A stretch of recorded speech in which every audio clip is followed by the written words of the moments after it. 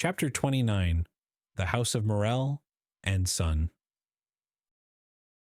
Anyone who had quitted Marseille a few years previously, well acquainted with the interior of Morel's warehouse, and had returned at this date, would have found a great change. Instead of that air of life, of comfort, and of happiness that permeates a flourishing and prosperous business establishment, instead of merry faces at the windows, busy clerks hurrying to and fro in the long corridors, instead of the court filled with bales of goods, re-echoing with the cries and the jokes of porters, one would have immediately perceived all aspect of sadness and gloom. Out of all the numerous clerks that used to fill the deserted corridor and the empty office, but two remained. One was a young man of 3 or 24, who was in love with Monsieur Morel's daughter, and had remained with him in spite of the efforts of his friends to induce him to withdraw. The other was an old one-eyed cashier called Cockles, or Cockeye, a nickname given him by the young men who used to throng this vast, now almost deserted beehive, and which had so completely replaced his real name that he would not, in all probability, have replied to anyone who addressed him by it. Cockles remained in Monsieur Morel's service, and a most singular change had taken place in his position. He had, at the same time, risen to the rank of cashier and sunk to the rank of a servant. He was, however, the same Cockles, good, patient, devoted, but inflexible on the subject of arithmetic, the only point on which he would have stood firm against the world, even against Monsieur Morel, and strong in the multiplication table, which he had at his fingers' ends, no matter what scheme or what trap was laid to catch him. In the midst of the disasters that befell the house, Cockles was the only one unmoved. But this did not arise from a want of affection, on the contrary, from a firm conviction. Like the rats that one by one forsake the doomed ship even before the vessel weighs anchor, so all the numerous clerks had by degrees deserted the office and the warehouse. Cockles had seen them go without thinking of inquiring the cause of their departure. Everything was, as we have said, a question of arithmetic to Cockles, and during 20 years he had always seen all payments made with such exactitude that it seemed as impossible to him that the house should stop payment as it would to a miller that the river that had so long turned his mill should cease to flow. Nothing had as yet occurred to shake Cockles' belief. The last month's payment had been made with the most scrupulous exactitude. Cockles had detected an overbalance of 14 sous in his cash, and the same evening he had brought them to Monsieur Morel, who, with a melancholy smile, threw them into an almost empty drawer, saying, "Thanks, Cockles, you are the pearl of cashiers." Cockles went away perfectly happy, for this eulogium of Monsieur Morel, himself the pearl of the honest men of Marseille, flattered him more than a present of 50 crowns. But since the end of the month, Monsieur Morel had passed many an anxious hour. In order to meet the payments then due, he had collected all his resources, and, fearing lest the report of his distress should get bruited abroad at Marseille when he was known to be reduced to such an extremity, he went to the Beaucaire fair to sell his wife's and daughter's jewels and a portion of his plate. By this means the end of the month was past, but his resources were now exhausted. Credit, owing to the reports afloat, was no longer to be had, and to meet the 100,000 francs due on the 15th of the present month, and the 100,000 francs due on the 15th of the next month to Monsieur de Beauville, Monsieur Morel had in reality no hope but the return of the Pharaon, of whose departure he had learnt from a vessel which had weighed anchor at the same time, and which had already arrived in harbor. But this vessel, which, like the Pharaon, came from Calcutta, had been in for a fortnight, while no intelligence had been received of the Pharaon.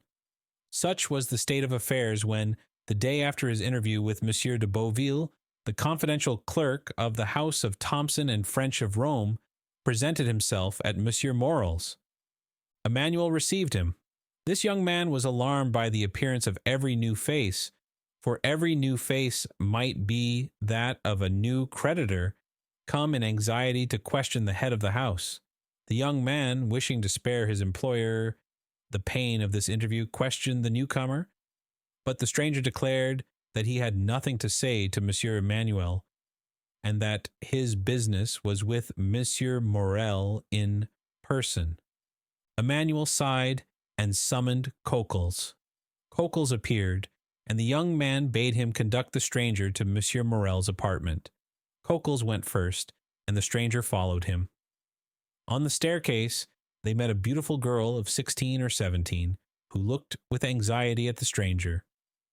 Monsieur Morel is in his room, is he not, Mademoiselle Julie? Said the cashier. Yes, I think so at least, said the young girl, hesitatingly. Go and see, Coquels, and if my father is there, announce this gentleman. It will be useless to announce me, mademoiselle, returned the Englishman. Monsieur Morel does not know my name. This worthy gentleman has only to announce the confidential clerk of the house of Thomson and French of Rome with whom your father does business. The young girl turned pale and continued to descend, while the stranger and Coquels continued to mount the staircase. She entered the office where Emmanuel was, while Coquels, by the aid of a key he possessed, opened a door in the corner of a landing place on the second staircase, conducted the stranger into an antechamber, opened a second door, which he closed behind him, and after having left the clerk of the house of Thomson and French alone, returned and signed to him that he could enter.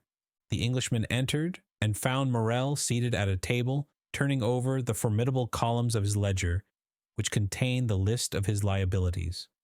At the sight of the stranger, Monsieur Morel closed the ledger, arose, and offered a seat to the stranger, and when he had seen him seated, resumed his own chair. 14 years had changed the worthy merchant, who, in his 36th year at the opening of this history, was now in his 50th. His hair had turned white. Time and sorrow had plowed deep furrows on his brow, and his look, once so firm and penetrating, was now irresolute and wandering, as if he feared being forced to fix his attention on some particular thought or person. The Englishman looked at him with an air of curiosity, evidently mingled with interest. Monsieur, said Morel, whose uneasiness was increased by this examination, you wish to speak to me? Yes, monsieur. You are aware from whom I come? The house of Thomson and French, at least so my cashier tells me. He has told you rightly. The house of Thomson and French had 300,000 or 400,000 francs to pay this month in France, and, knowing your strict punctuality, have collected all the bills bearing your signature, and charged me as they became due to present them, and to employ the money otherwise. Morel sighed deeply and passed his hand over his forehead, which was covered with perspiration. So then, sir, said Morel, you hold bills of mine? Yes, and for a considerable sum. What is the amount? Asked Morel, with a voice he strove to render firm.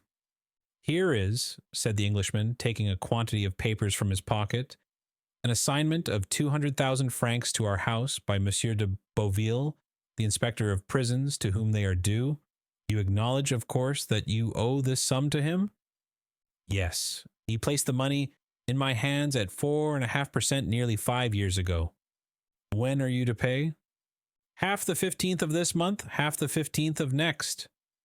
Just so, and now here are 32,500 francs payable shortly. They are all signed by you and assigned to our house by the holders.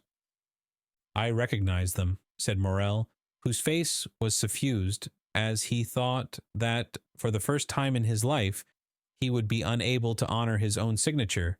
Is this all? No, I have for the end of the month these bills which have been assigned to us by the house of Pascal and the house of Weil and Turner of Marseille, amounting to nearly 55,000 francs. In all, 287,500 francs. It is impossible to describe what Morel suffered during this enumeration. 287,500 francs, repeated he. Yes, sir, replied the Englishman. I will not, continued he, after a moment's silence, conceal from you that while your probity and exactitude up to this moment are universally acknowledged, yet the report is current in Marseille that you are not able to meet your liabilities. At this almost brutal speech, Morel turned deathly pale. Sir, said he, up to this time, and it is now more than 24 years since I received the direction of this house from my father, who had himself conducted it for 35 years, never has anything bearing the signature of Morel and Son been dishonored. I know that, replied the Englishman, but as a man of honor should answer another, tell me fairly, shall you pay these with the same punctuality? Morel shuddered and looked at the man, who spoke with more assurance than he had hitherto shown. To questions frankly put, said he, a straightforward answer should be given. Yes, I shall pay, if, as I hope, my vessel arrives safely, for its arrival will again procure me the credit which the numerous accidents of which I have been the victim have deprived me. But if the Pharaon should be lost, and this last resource be gone. The poor man's eyes filled with tears. Well, said the other, if this last resource fail you? Well, returned Morel, it is a cruel thing to be forced to say, but already used to misfortune, I must habituate myself to shame. I fear I shall be forced to suspend payment. Have you no friends who could assist you? Morel smiled mournfully. In business, sir, said he, and one has no friends, only correspondents. It is true, murmured the Englishman. Then you have but one hope. But one.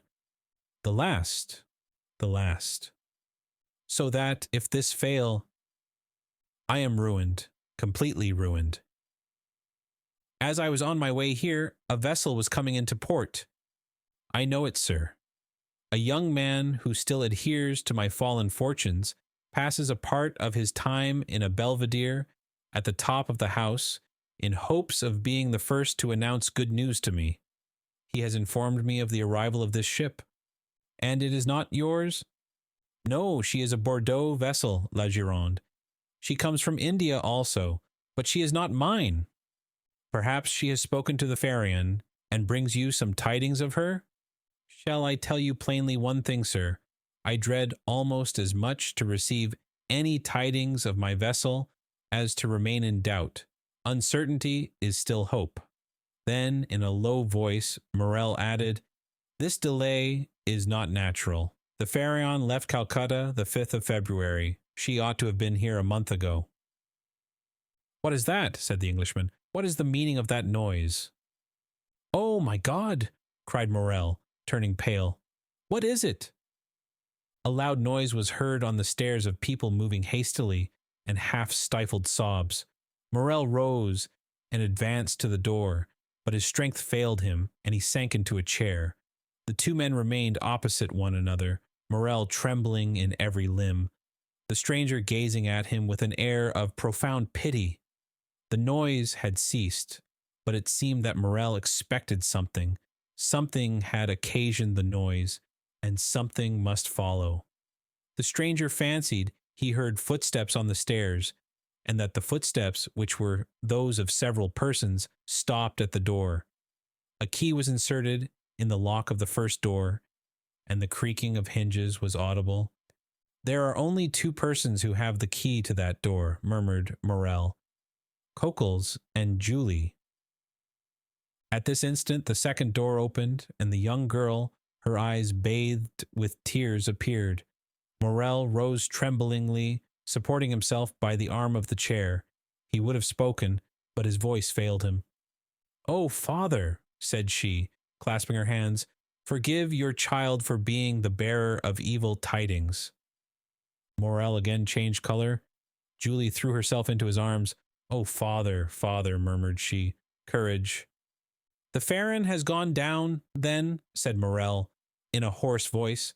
The young girl did not speak, but she made an affirmative sign with her head as she lay on her father's breast. "And the crew?" asked Morel. "Saved," said the girl. "Saved by the crew of the vessel that has just entered the harbor." Morel raised his two hands to heaven with an expression of resignation and sublime gratitude. "Thanks, my God," said he. "At least thou strikest but me alone." A tear moistened the eye of the phlegmatic Englishman. Come in," said Morel, "for I presume you are all at the door." Scarcely had he uttered those words when Madame Morel entered, weeping bitterly. Emmanuel followed her, and in the antechamber were visible the rough faces of 7 or 8 half-naked sailors. At the sight of these men, the Englishman started and advanced a step, then restrained himself and retired into the farthest and most obscure corner of the apartment. Madame Morel sat down by her husband and took one of his hands in hers. Julie still lay with her head on his shoulder. Emmanuel stood in the center of the chamber and seemed to form the link between Morel's family and the sailors at the door. "How did this happen?" said Morel. "Draw nearer, Penelon," said the young man, "and tell us all about it." An old seaman, bronzed by the tropical sun, advanced, twirling the remains of a hat between his hands. "Good day, Monsieur Morel," said he, as if he had just quitted Marseille the previous evening and had just returned from Aix or Toulon. "Good day, Penelon," returned Morel, who could not refrain from smiling through his tears. "Where is the captain?" "The captain, Monsieur Morel. He has stayed behind sick at Palma, but please God, it won't be much, and you will see him in a few days all alive and hearty." "Well, now tell your story, Penelon." Penelon rolled his quid in his cheek, placed his hand before his mouth, turned his head, and sent a long jet of tobacco juice into the antechamber, advanced his foot, balanced himself, and began. "You see, Monsieur Morel," said he, "we were somewhere between Cape Blanc and Cape Boyador, sailing with a fair breeze south-southwest after a week's calm, when Captain Gomard comes up to me, I was at the helm, I should tell you, and says, 'Penelon, what do you think of those clouds coming up over there?' I was just then looking at them myself. 'What do I think, Captain?' 'Why, I think that they are rising faster than they have any business to do, and that they would not be so black if they didn't mean mischief.' 'That's my opinion too,' said the captain, 'and I'll take precautions accordingly. We are carrying too much canvas. Avast there, all hands. Take in the studding sails and stow the flying jib.' It was time. The squall was on us, and the vessel began to heel. 'Ah,' said the captain, 'we have still too much canvas set. All hands lower the mainsail.' 5 minutes after it was down, and we sailed under mizzen topsails and topgallant sails. 'Well, Penelon,' said the captain, 'what makes you shake your head?' 'Why,' I says, 'I still think you've got too much on.' 'I think you're right,' answered he. 'We shall have a gale.' 'A gale? More than that, we shall have a tempest, or I don't know what's what.' You could see the wind coming like the dust at Montredon. Luckily, the captain understood his business. 'Take in 2 reefs in the topsails,' cried the captain. 'Let go the bowlines, haul the brace, lower the topgallant sails, haul out the reef tackles on the yards.' 'That was not enough for those latitudes,' said the Englishman. 'I should have taken 4 reefs in the topsails and furled the spanker.'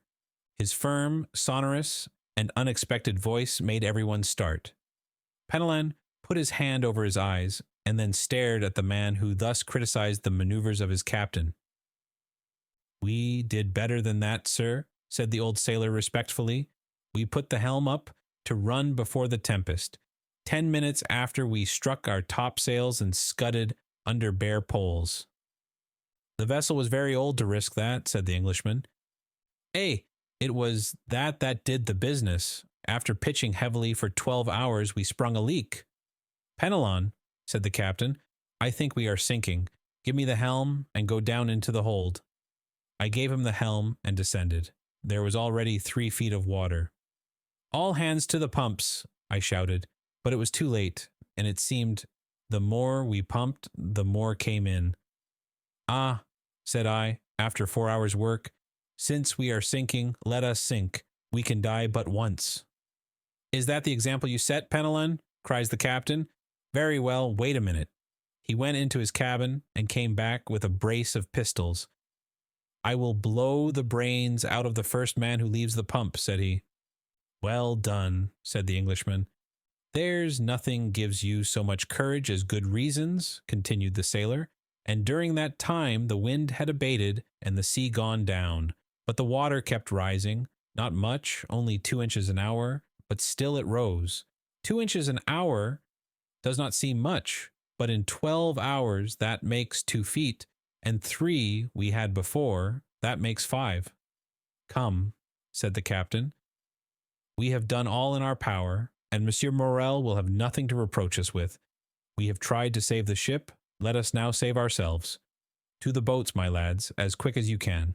Now, continued Penelon, you see, Monsieur Morel, a sailor is attached to his ship, but still more to his life, so we did not wait to be told twice. The more so, that the ship was sinking under us, and seemed to say, Get along, save yourselves. We soon launched the boat, and all 8 of us got into it. The captain descended last, or rather, he did not descend. He would not quit the vessel, so I took him round the waist and threw him into the boat, and then I jumped after him. It was time, for just as I jumped the deck, burst with a noise like the broadside of a man of war. 10 minutes after she pitched forward, then the other way, spun round and then goodbye to the Pharian. As for us, we were 3 days without anything to eat or drink, so that we began to think of drawing lots who should feed the rest. When we saw La Gironde, we made signals of distress. She perceived us, made for us, and took us all on board. There now, Monsieur Morel, that's the whole truth, on the honor of a sailor. Is not it true, you fellows there? A general murmur of approbation showed that the narrator had faithfully detailed their misfortunes and sufferings. Well, well, said Monsieur Morel, I know there was no one in fault but destiny. It was the will of God that this should happen, blessed be his name. What wages are due to you? Oh, don't let us talk of that, Monsieur Morel. Yes, but we will talk of it. Well then, 3 months, said Penelon. Cockles, pay 200 francs to each of these good fellows, said Morel. At another time, added he, I should have said, give them besides 200 francs over as a present. But times are changed, and the little money that remains to me is not my own, so do not think me mean on this account. Penelon turned to his companions and exchanged a few words with them. As for that, Monsieur Morel, said he, again turning his quid, as for what? The money. Well, we all say that 50 francs will be enough for us at present, and that we will wait for the rest. Thanks, my friends, thanks, cried Morel gratefully. Take it, and if you can find another employer, enter his service. You are free to do so. These last words produced a prodigious effect on the seaman. Penelon nearly swallowed his quid. Fortunately, he recovered. What, Monsieur Morel, said he in a low voice. You send us away, you are then angry with us. No, no, said Monsieur Morel. I am not angry, quite the contrary, and I do not send you away, but I have no more ships, and therefore I do not want any sailors. No more ships, returned Penelon. Well, then, you'll build some. We'll wait for you.